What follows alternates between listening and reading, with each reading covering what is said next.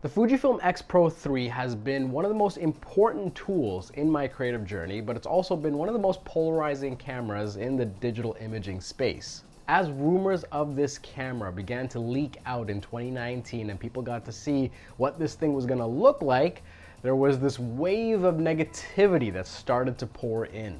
While there was a huge list of upgrades and features being brought to this new iteration, all the attention was being placed on the LCD itself and how you would interact with this camera. The X-Pro3 series signaled a huge shift for Fujifilm, where it pulled from these rangefinder aesthetics and paired it with great visuals and affordable glass. Over time, this line got fleshed out with a rich suite of lenses, and it became a staple for a lot of people that were involved in street travel or reportage photography. The approval from professionals that use this camera made this camera more and more attractive over time, where it became something that people could look to for this type of work and more. You started to hear more and more stories of the experience of shooting on an X-Pro camera, and especially considering that most people are priced out of the Leica conversation, this became a new solution, a more accessible solution. And as the years went on, let's go to 2019 here, there was a lot of anticipation for the new successor to the X-Pro2. And well, this camera would divide the fan base a bit. You see, this innocent but monumental change to bring the LCD on the inside, where the outside only gave you a sub-LCD with metadata, well, it would rile the Fujifilm community a little bit, especially those that were anticipating this camera as their next upgrade. The camera wasn't even released. It wasn't even officially available for sale, but people were lashing out at Fujifilm, at the designers, saying how this would be a monumental failure for the company. Spoiler alert, they were wrong. The camera would release and sell out immediately, and it would be back ordered for weeks at a time. And at the time of recording this, it's still tricky to find a place that has them in stock.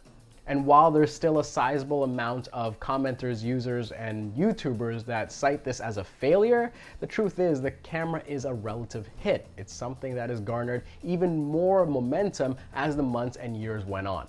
As more and more users got their hands on this camera, you started to hear more stories about the feeling and experience of using this in the field and how it brought a little bit more of that magic back to the photography experience. And I've said this since the beginning of this channel. When you have a camera that looks good, that feels good, that when you glance at it, it makes you want to pick it up and use it, that is a fantastic feature. That is a feature. That's a feature, and it's something that not every manufacturer is capable of executing.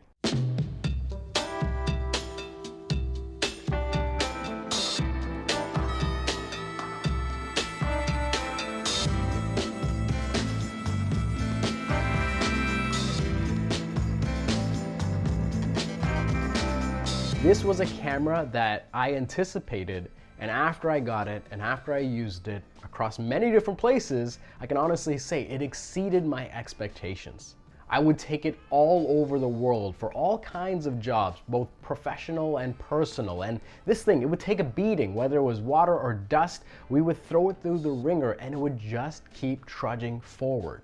I was fortunate enough over that time to win a few awards, be featured in some magazines, and even be interviewed. And at any given point, I would be asked about the camera. What was the camera that captured this thing? Because who cares? Who cares who pressed the shutter?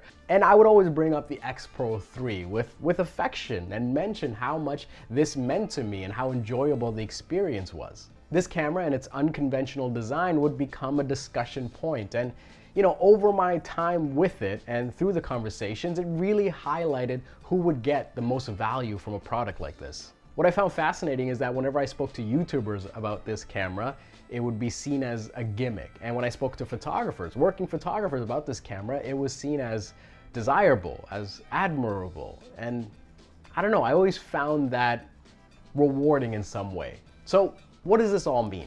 What am I trying to get at with this video? Well, what I'm trying to illustrate is that whatever tool you decide to pick and invest in to tell and share your story, it's all a series of gambles, and you're just trying to mitigate that decision making so that the odds are in your favor. Like card counting. No. That's illegal. Or is it illegal? Okay, listen, don't come to me for any card gambling counting advice. In nearly every video that I publish now on this channel, I inevitably get comments about what gear someone should get. And my answer is almost always the same thing. Take it for a test drive. Find a way to get your hands on this camera and use it in an intentional way in your environment and put some serious reps before you invest. Whether it's renting it from a shop or borrowing it from a friend or working on set and trying to use it there, or even buying and returning it at a retailer that allows that kind of thing. I'm not really supporting that, but sometimes your options are limited. Whatever it may be, find a way to give it a test drive. This experience will be far more valuable than any advice or video that a silver-haired salesman will give you, and can weed out any major concerns when you're about to approach the work that you do. It may also help you from getting burned like I did when I found out that the X-Pro3, it may have this one glaring issue, and whether it's widespread or not, it's gonna result in me selling this camera for good. Okay, maybe burned is a really strong word because this camera did bring me a ton of value and access and, led to a lot of my great work. However, after I got this camera, there was this weird thing that I started to notice, that it would happen at odd times. I would go and try to take a picture really quickly, press down on the shutter button, and it wouldn't take the first picture. Now, when I went back and pressed it again right after, it would take the picture. And I thought, okay, maybe this is just user error. But as the months went on, and as we start to shoot in more dynamic environments, less in the studio, there would be more instances of this happening, where even if it was on manual focus, manual aperture, manual shutter speed, that there would be these times where I went to the shutter to quickly initiate and take a picture in the moment, and it wouldn't fire. A lot of times from the hip, but even sometimes when I brought it up to my eye. And somewhere after the first year, and you gotta imagine, this is not always happening, it's just happening in these few instances, in these environments, I start to wonder, is this an issue with the camera, my camera? What should I do about this thing? I started to talk to other X-Pro3 users, and to my surprise, a good amount of them had the same issue. I talked to people that used it in a similar way that I would, where I would take to the street and sometimes try to capture a quick frame, and there would be these times where the shutter didn't activate. Camera on, everything manual, and there's always this argument of, press and hold for the shutter to go, or change your behavior a little bit. I have tried everything, and at some point, I have to decide, should I change how I shoot for the tool, or should I just find another tool that works for how I shoot? It got to a point where whenever I would take this camera on the street, I would try to anticipate the problem happening and try to work around it, either holding down the shutter a little bit longer or making sure it was awake, just constantly wondering that if there was a gap between the last picture I took and the next picture, just to have this, even more ready, even more prepared, so that if I saw a moment, I wasn't going to miss it. It's a weird thought process to be in when you're practicing your street photography. Now, my photography is essentially boiled down to 3 cameras, 3 solutions that I have for the work that I do. One is a GFX solution for studio work, one is an X100V for more casual shooting, and the one in the middle is some sort of compact interchangeable camera that I can use in dynamic environments, but also bring to the studio if needed. That's what the X-Pro3 was, and over the years, this camera would needle at the back of my head, just reminding me that, hey, just shoot with a little bit more intention, you might miss the moment. While the first 2 cameras I mentioned have always delivered, and through the most intensive environments never failed me, this one, it would just have these little blips of disappointment just spread out across a lot of shoots, and it was just disappointing. It was kind of like waving at a cute baby, only for the baby to turn around and flip you the bird. And again, at first glance, I thought it was just me. I thought it was just my camera, but even when we went to Morocco and I got to spend time with Chuck, and he's also an X-Pro3 user, and I mentioned the problem, he looked at me like, yes, I've had that problem too. I've had that happen several times when I'm shooting with this thing on the street, where you press down on the shutter and it doesn't fire. It got to a point where former Fuji user and current Leica ambassador and popcorn enthusiast Stock Easy, he had an X-Pro2 for many, many years and created some remarkable images with that thing. When we mentioned this to him, he laughed at us. He looked at us like, you guys are crazy. It's clearly user error. He grabbed the camera from my hand gleefully and put it on manual focus, pulled focus, manual aperture, manual shutter speed, brought it up, pressed the shutter, and here I was thinking, of course it's gonna work because someone else is using it now, and no, the shutter didn't fire, and he just pulled back in disbelief, like, how is this even a problem?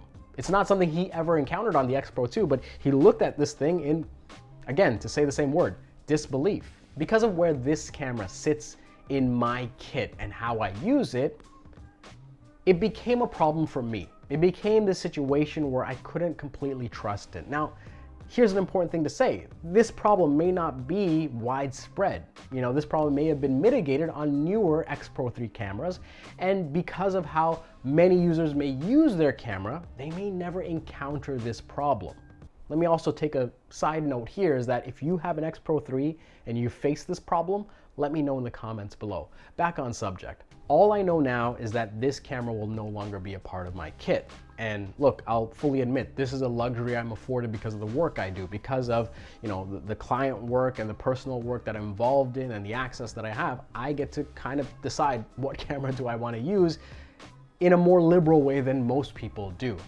However, the point of all this is to say that whenever it comes to camera reviews and perceptions and opinions, you have to marry that with some practical guidance on your part.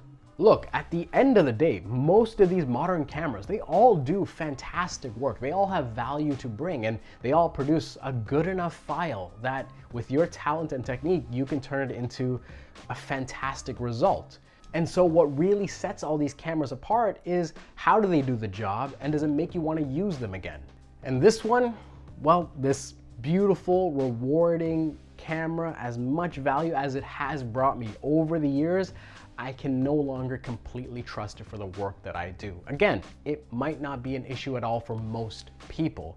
However, when I am overseas or in studio, I need to be able to rely on my equipment for how I create and how I capture. And that's ultimately what matters most than any spec or feature. And now, of course, some of you are wondering, well, what camera am I gonna get to replace this thing? I've alluded to it before, and well, you'll see that in the next video. And this is kind of a terribly kept secret, because if you follow me on Twitter and even on Instagram, I've kind of leaked it already. But in any case, I'll be talking about that decision in the next week, actually, at the time of recording this. Yeah, that video will be out next week. In any case, if you have a guess or you just want to communicate about this situation that I'm in, let me know in the comments below and we'll continue the conversation there. Let me also take a minute to remind you that while gear is predominantly what I talk about on this channel, and believe me, I am working my hardest to shift this in the coming years, these are tools I choose to do my work, and through that journey, I want to share as much of my observations as a working photographer. The goal is that the more I share from these real-world experiences and behind the scenes and using this in more demanding environments, that it brings a ton of value for those of you that are looking to make a buying decision, but also inspire you in the process. What may be an issue for me might not be an issue for you, and what might be an issue for you, like no ibis, may not be an issue for me. These are simply tools. Let's not give them any more power than that. In any case, I appreciate you guys watching, and especially if you watched this long. This was just something that was on my mind that I wanted to discuss and even open up for dialogue. So again, let's continue that conversation in the comments below. Oh, and the obligatory, look, if you're enjoying this content, especially the newer content that we're pumping out, I would greatly appreciate you guys subscribing, turning on notifications, and sharing the video. It does help in getting these videos seen by more people and growing this channel so we can go out and do crazier things. As always, my name's Gadgen. Thank you so much for watching, and I'll see you next time.